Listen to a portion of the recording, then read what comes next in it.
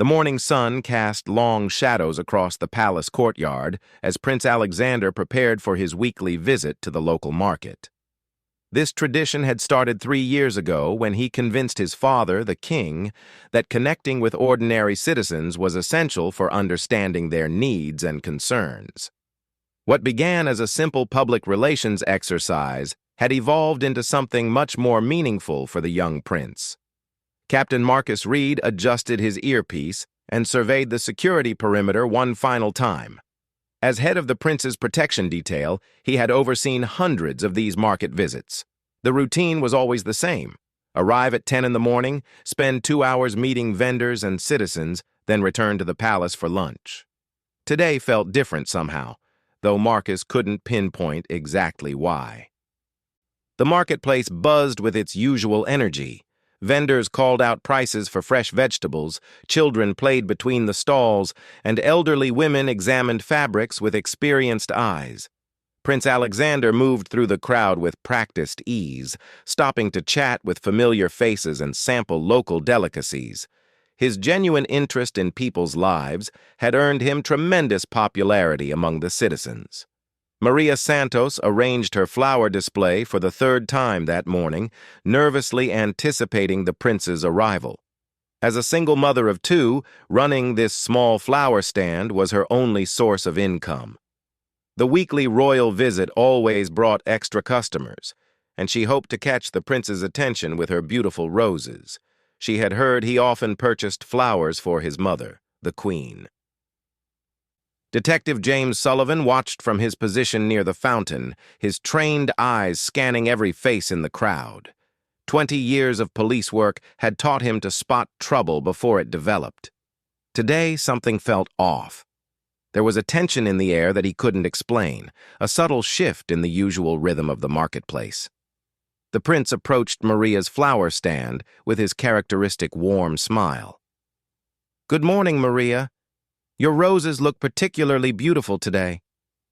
His genuine compliment made her beam with pride. As they talked about her children and business, neither noticed the figure slowly moving through the crowd behind them.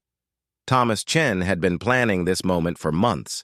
His family's construction company had lost a major government contract due to what he believed was corruption and favoritism. The financial loss had devastated his family, forcing them to sell their home and move in with relatives. In his mind, the royal family represented everything wrong with the system. Today, he intended to make a statement that would shock the nation. Captain Reed's radio crackled with routine updates from his team. 8 security officers were positioned throughout the market, creating an invisible protective bubble around the prince. The local police had also increased their presence, adding an extra layer of security. Despite all these precautions, Marcus felt an inexplicable unease growing in his chest. Prince Alexander purchased a bouquet of white roses from Maria, handing her payment that was double the asking price. "For your children's school supplies," he said quietly, winking as she protested the overpayment. These small acts of kindness were never reported in the media, but they were the moments that mattered most to him. The crowd began to thicken as word spread of the prince's presence. Shop owners emerged from their stores, hoping to catch a glimpse or perhaps share a word with the popular royal. This increased density created new security challenges, making it harder for the protection team to maintain clear sight lines and control access points. Thomas Chen pushed through the gathering crowd, his hand gripping the object concealed in his jacket pocket. His heart pounded as he drew closer to his target.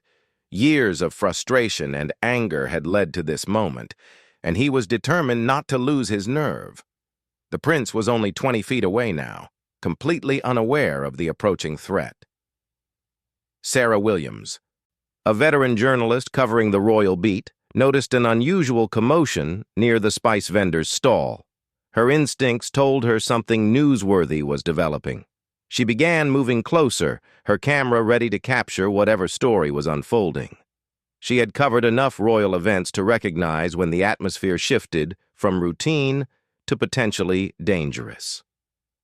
Detective Sullivan's attention was drawn to a man moving against the natural flow of the crowd. While most people were gravitating toward the prince's location, this individual seemed to be deliberately positioning himself for optimal access. Sullivan began moving parallel to the suspect, maintaining visual contact while radioing for backup. The prince finished his conversation with Maria and began walking toward the next stall. His security detail adjusted their positions accordingly, maintaining their protective formation while trying to appear casual and non-threatening to the gathered citizens. The delicate balance between accessibility and security required constant vigilance and split-second decision-making. Captain Reed noticed Detective Sullivan's movement pattern and immediately understood something was wrong. His years of experience had taught him to trust the instincts of seasoned law enforcement officers. He began scanning the crowd more intensively, looking for whatever had caught Sullivan's attention. Thomas Chen was now within 15 feet of the prince. Sweat beaded on his forehead despite the cool morning air. His plan was simple: approach the prince during a meet-and-greet moment, deliver his message about government corruption, and make his dramatic statement. He believed this public confrontation would force the media to investigate his family's situation and expose the injustices they had suffered. The prince stopped at a vegetable stand, engaging the elderly vendor in conversation about the upcoming harvest season. His genuine interest in agricultural matters reflected his broader concern for the kingdom's economic well-being. These conversations often provided valuable insights that he would later share with government advisors and policymakers. Detective Sullivan radioed his concerns to the security team. Suspicious individual, brown jacket, approaching from the southeast corner. Request immediate visual confirmation. His training had taught him that prevention was always better than reaction, especially when protecting high-profile individuals in crowded public spaces. The marketplace continued its bustling activity, unaware of the drama unfolding beneath the surface. Children laughed, vendors haggled, and tourists snapped photos of the charming local scene. The contrast between this peaceful normalcy and the growing tension among the security personnel created an almost surreal atmosphere that would later be remembered by everyone present. Captain Reed's eyes locked onto the man Detective Sullivan had identified. Years of protection experience had trained him to read body language and behavioral patterns that ordinary people would miss completely. The suspect's movements were too deliberate, his focus too intense, and his positioning too strategic to be coincidental. Prince Alexander remained engaged in conversation with the vegetable vendor, completely unaware of the developing situation.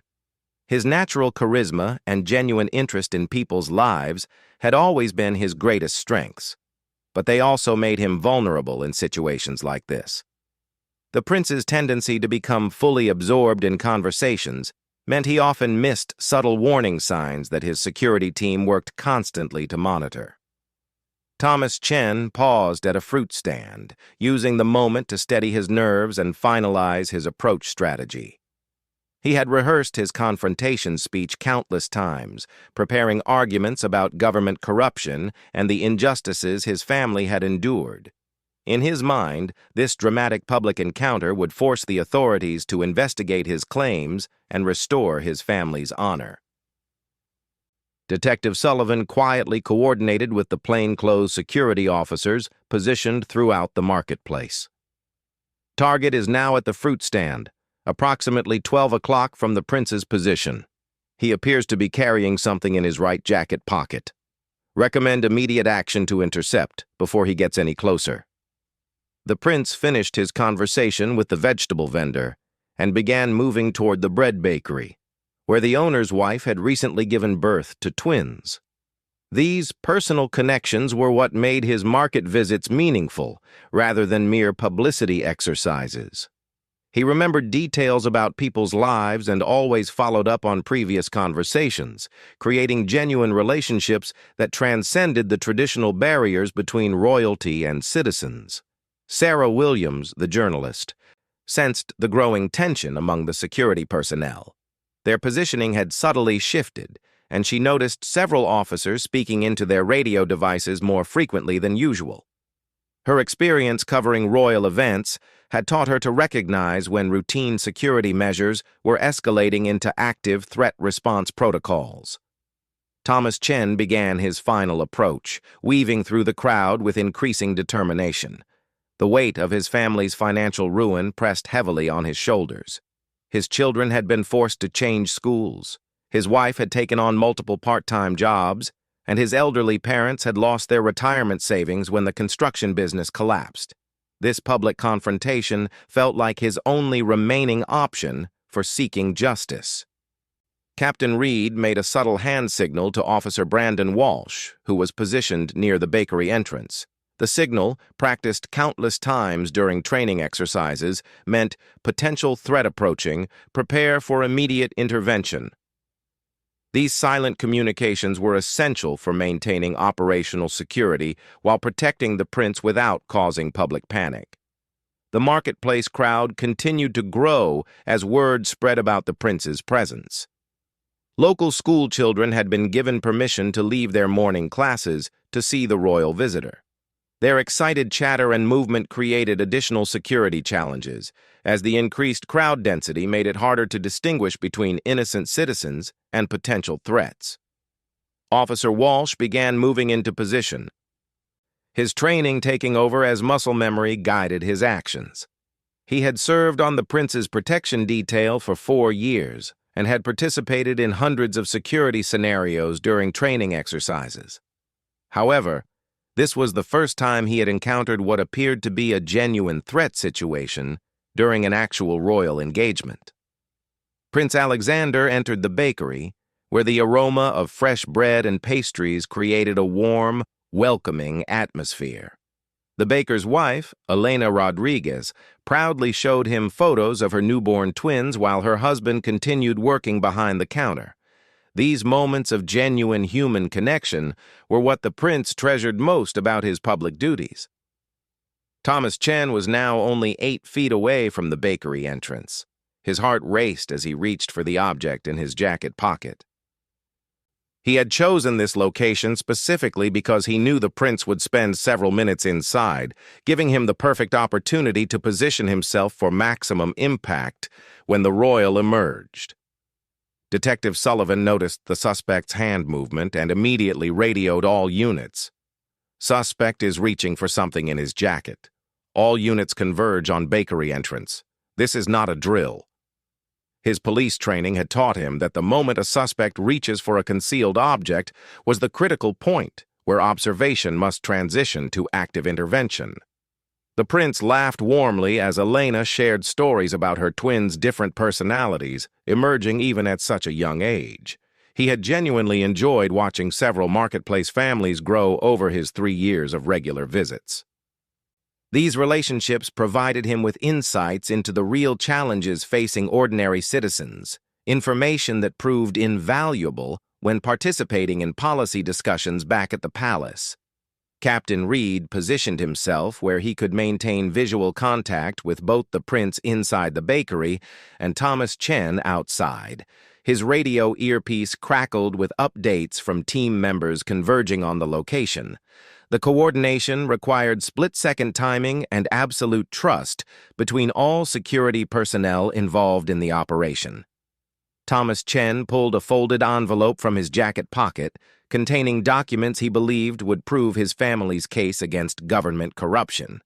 His plan was to hand these papers to the prince while cameras captured the moment, ensuring that his story would receive national media attention. He had no idea that his nervous behavior and deliberate movements had already triggered a full security response.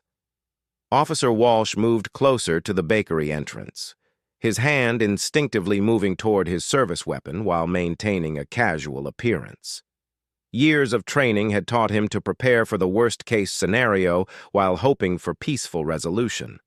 The safety of the prince was his primary responsibility, regardless of any other considerations. Inside the bakery, Elena Rodriguez noticed the unusual activity outside her shop. Several men in suits were positioning themselves near her entrance, speaking quietly into small devices. Her maternal instincts told her something was wrong, and she began unconsciously moving protectively closer to the prince during their conversation. Sarah Williams raised her camera, sensing that whatever story was developing was about to reach its climax. Her journalistic instincts told her to document everything while staying far enough away to avoid interfering with what appeared to be a security operation in progress. The contrast between the prince's peaceful visit inside the bakery and the growing tension outside created a dramatic scene. Thomas Chen took his final steps toward the bakery entrance, clutching his envelope of documents. 3 years of frustration and desperation had led to this moment. He believed that confronting the prince publicly was his family's last hope for justice and vindication. The magnitude of what he was about to do filled him with both terror and determination. Detective Sullivan reached for his radio to coordinate the final phase of the intervention when he noticed something that made him pause. The suspect was carrying papers, not a weapon. This realization created a split-second decision point that would determine how the situation would unfold. Was this man a genuine threat requiring immediate physical intervention? Or was he simply a citizen with a grievance seeking attention? The prince emerged from the bakery carrying a small bag of pastries Elena had insisted he take to his mother. His warm smile and relaxed demeanor showed no awareness of the security drama that had been unfolding around him.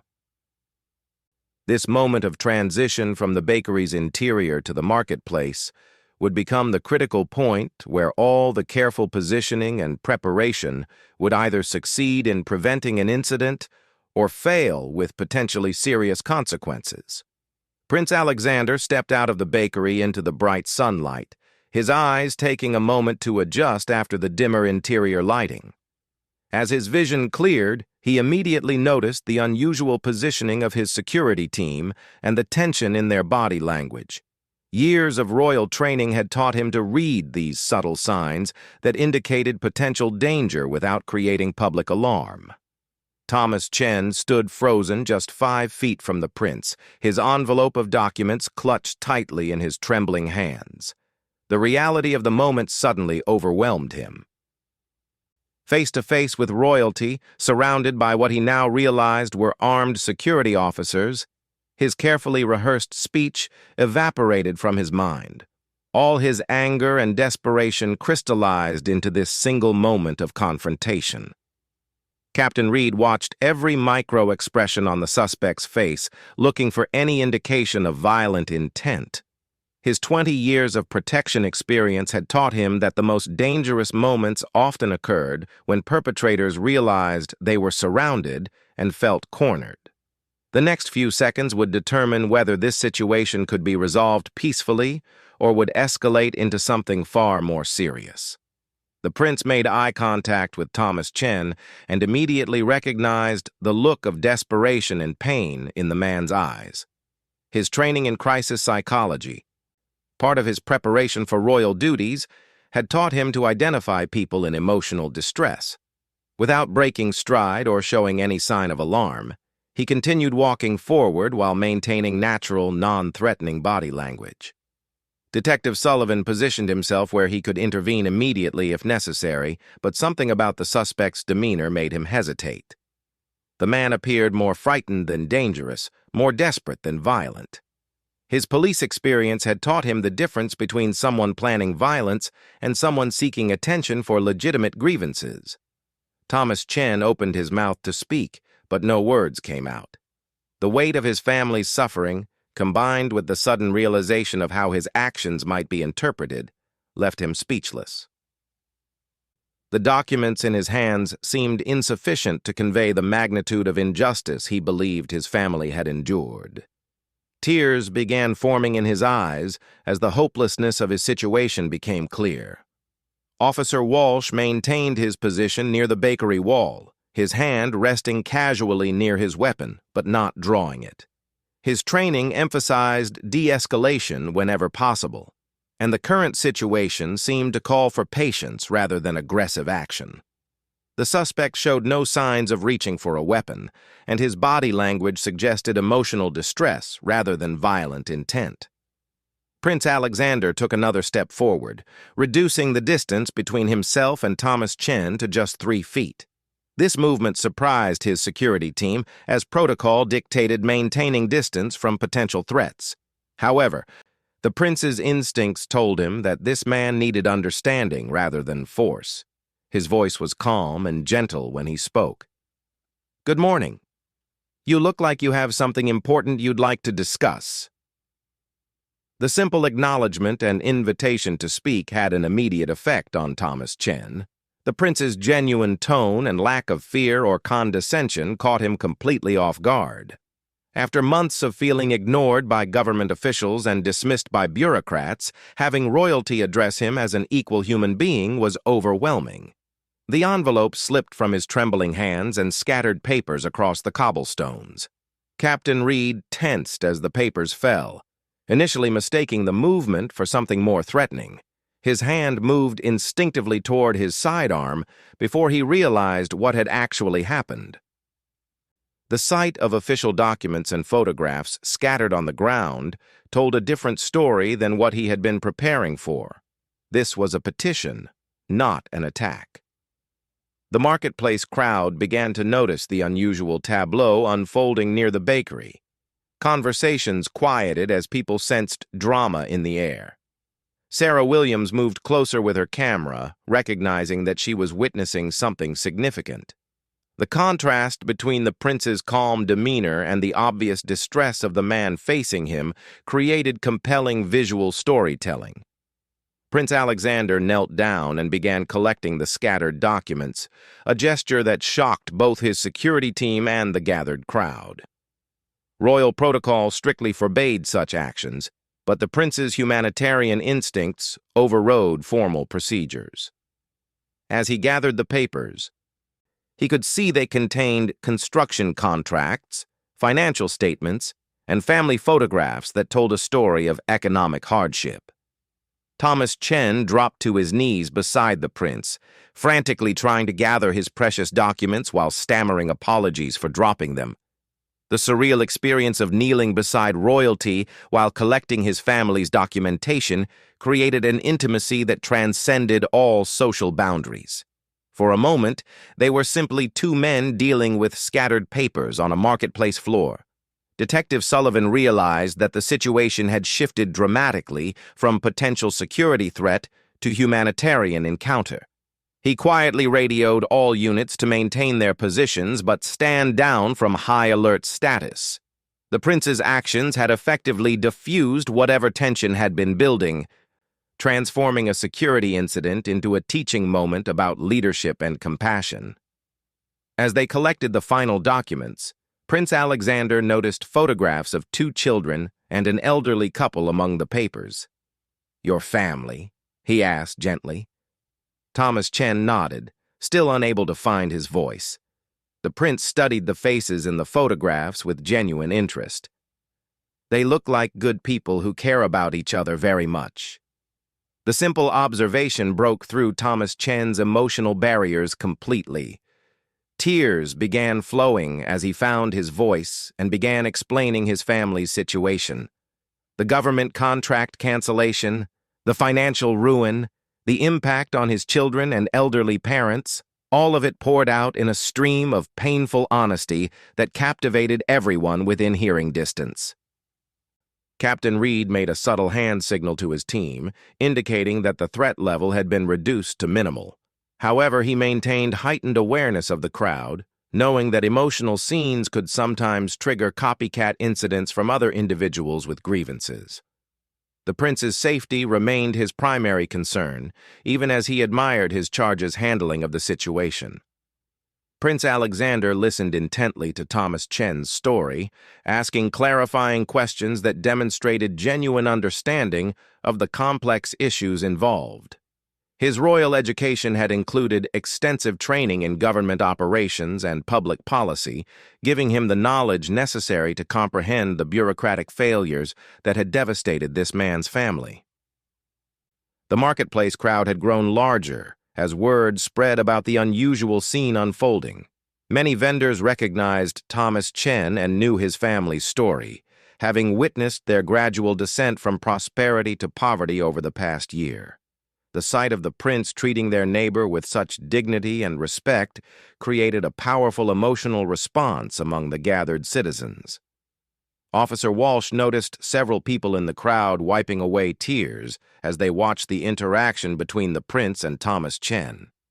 The transformation of what could have been a security incident into a demonstration of compassionate leadership was having a profound impact on everyone present.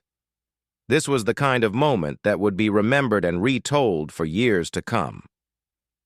After listening to the complete story, Prince Alexander stood and helped Thomas Chen to his feet. "Thank you for bringing this to my attention," he said formally. "I give you my word that I will personally review these documents and ensure that your family's case receives proper consideration from the appropriate authorities." The promise, made publicly in front of witnesses, carried the full weight of royal commitment. Thomas Chen's knees nearly buckled with relief and gratitude. The simple act of being heard and acknowledged by someone with the power to investigate his claims meant more than any financial compensation ever could. He clutched the prince's hand with both of his, unable to express the depth of his appreciation for this unexpected act of kindness and justice. The crowd erupted in spontaneous applause, recognizing that they had witnessed something extraordinary. The prince's handling of a potentially dangerous situation had demonstrated the kind of leadership and compassion that inspired loyalty and respect. Sarah Williams captured the final handshake between the two men, knowing she had documented a moment that would define both of their lives. As the prince continued his market visit, word of the incident spread rapidly throughout the community. Thomas Chen remained near the bakery, surrounded by neighbors offering support and encouragement. The envelope of documents that had represented his last desperate hope was now safely in royal hands, along with a promise for justice that carried more weight than any legal proceeding.